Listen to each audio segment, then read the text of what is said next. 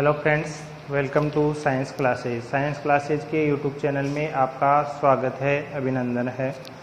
Students, हमने इस channel के माध्यम से कुछ टॉपिक के कक्षा 10 के जो नवा पाठ है प्रकाश का, उसमें कुछ टॉपिक हमने पढ़े और आज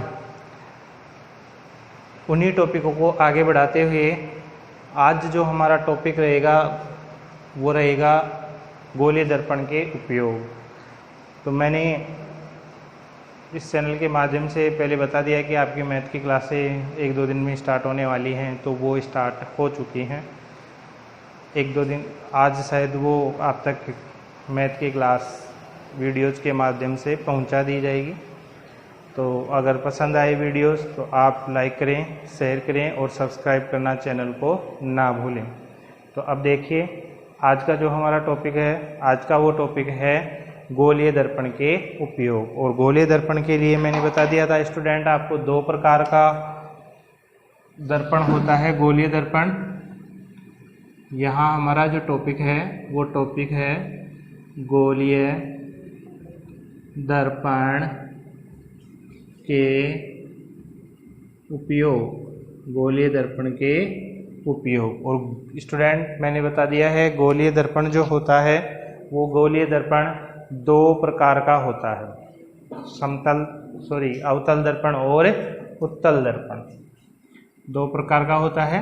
पहला जो होता है वो पहला होता है अवतल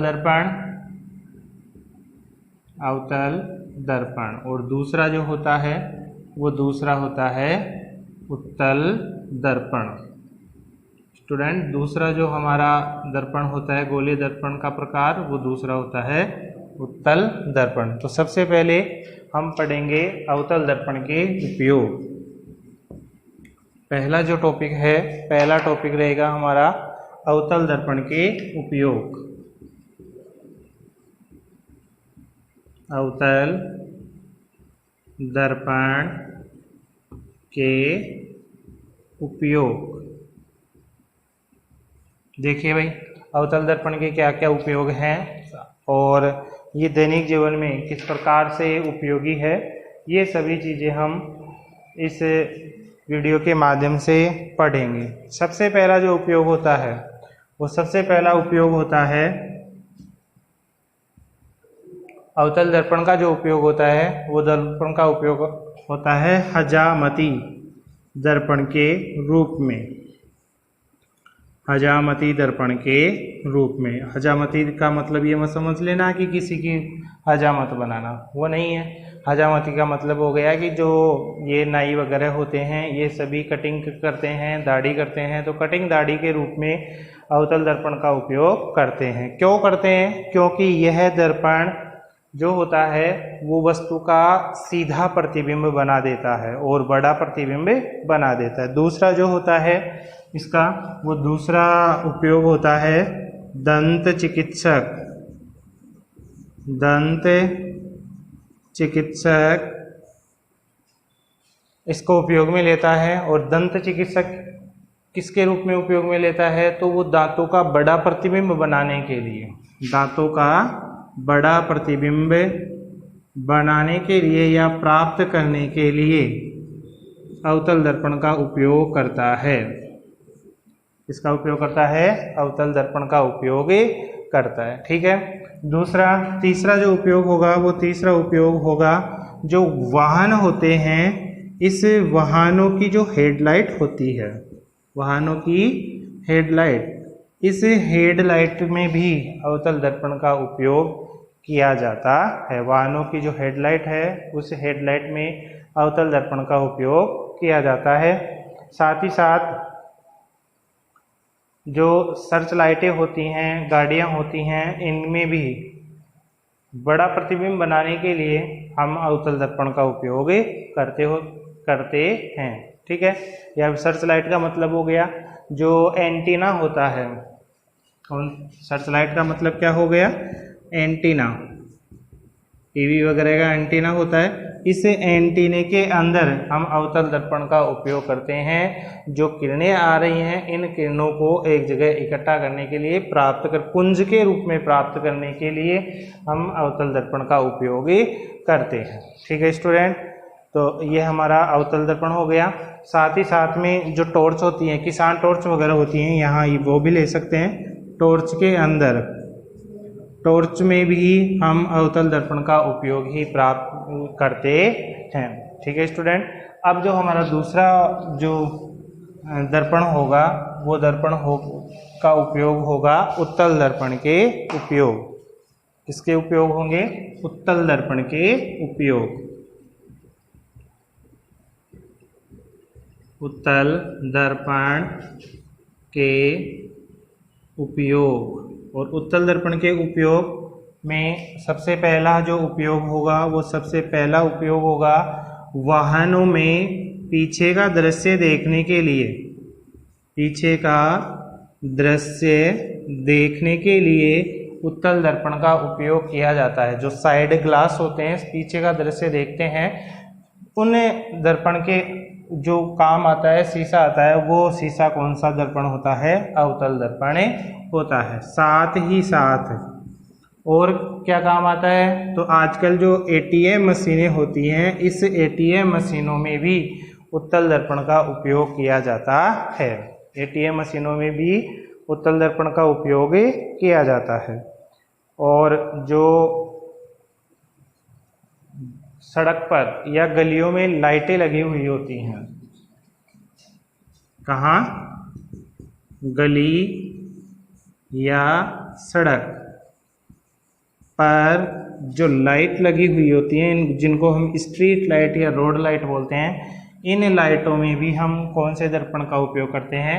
तो उन लाइटों में भी हम उत्तल दर्पण का उपयोग करते हैं। यह आपका उत्तल दर्पण और अवतल दर्पण के उपयोग कंप्लीट हो चुके हैं। और यहीं पर आपका परावर्तन का जो टॉपिक था, या दर्पण का जो नाम का जो टॉपिक था, वो दर्पण का टॉपिक भी कंप्लीट हो चुका है। अब जो हम देखिए, इसमें कुछ परिभाषाएं हैं, वो परिभाषाएं मैंने मौखिक रूप से ही आपको बताई हैं, उनको मैं अब समझा देता हूँ आराम से।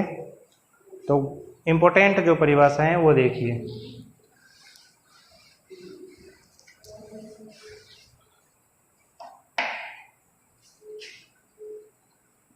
महत्वपूर्ण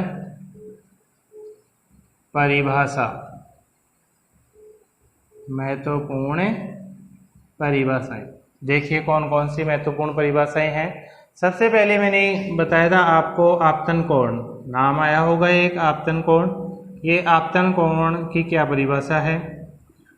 तो देखिए आपतन कोण की परिभाषा, परावर्तन में मैंने बताया था कि एक आपतित किरण है, परावर्तन में अच्छी प्रकार से बता दिया था। तो जो आपतित किरण होती है, ये आपतित किरण अभिलंब के साथ एक कोण बनाती है। अभिलंब के साथ कोण बनाती है। कोण बनाती हैं। और इस कोण को क्या कहते हैं? आपतन कोण, जिसे हम किससे प्रदर्शित करते हैं? तो उससे प्रदर्शित करते हैं आई से। दूसरी परिभाषा होगी, वो दूसरी परिभाषा होगी परावर्तन कोण की। परावर्तन कोण। तो परावर्तन कोण किसे कहेंगे? कि परावर्तित किरण, कौन सी किरण? परावर्तित किरण अभिलंब के साथ कोण बनाती है। अभिलंब के साथ कोण बनाती है। परावर्तित किरण अभिलंब के साथ कोण बनाती है। और उस कोण को ही हम क्या कहते हैं? परावर्तन कोण कहते हैं, जिसे हम प्रदर्शित करते हैं आर से। जिसे हम किससे प्रदर्शित करते हैं? आर से। तीसरी जो परिभाषा आप कर सकते हो, वो कर सकते हो वास्तविक प्रतिबिंब। वास्तविक प्रतिबिंब। तो वास्तविक प्रतिबिंब की परिभाषा क्या होगी? कि जब कोई प्रकाश की किरण, जब कोई प्रकाश की किरण परावर्तन के पश्चात, परावर्तन या अपवर्तन, दोनों चीज ही कर लो यहाँ। तो परावर्तन या अपवर्तन के पश्चात जिस बिंदु पर परावर्तन के पश्चात वास्तविक रूप से मिलती हैं, वास्तविक रूप से मिलती हैं, तो बनने वाला प्रतिबिंब, तो बनने वाला प्रतिबिंब क्या कहलाता है? वास्तविक प्रतिबिंब कहलाता है। क्या कहलाता है? वास्तविक प्रतिबिंब। इसका स्क्रीनशॉट ले लीजिए। अब लास्ट जो परिभाषा है, हालांकि परिभाषाएं और भी हैं, अगर और कोई परिभाषाएं याद आती हैं या मेरे सामने जब आती हैं तो मैं और भी परिभाषाएं आपको बता दूंगा, और फिर भी यदि कोई रह जाती हैं तो आप कमेंट बॉक्स में कमेंट कीजिए, मैं उसकी ज़रूर बता दूंगा। हमारा जो चौथी परिभाषा है वो चौथी परिभाषा है आभासी प्रतिबिंब।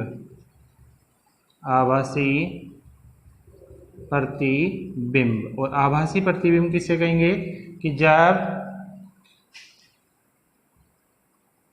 प्रकाश की किरणें, जब प्रकाश की किरणें परावर्तन या अपवर्तन, परावर्तन या अपवर्तन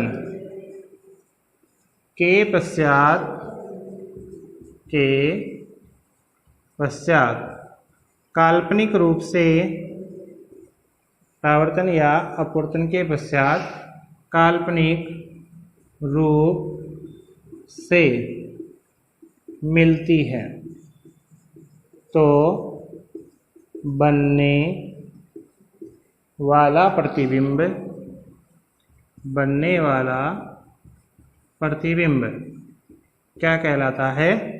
आभासी प्रतिबिंब कहलाता है। इसका भी स्क्रीनशॉट लीजिए। तो ये स्टूडेंट आपकी कुछ परिभाषाएं थी वो कंप्लीट हो चुकी हैं। अगर कोई और भी परिभाषाएं रहती हैं तो मैं आप तक ज़रूर पहुंचाऊंगा। तो अब फिर मैं कह रहा हूं अंत में कि आपकी जो क्लासें हैं वो निरंतर रूप से चल रही हैं।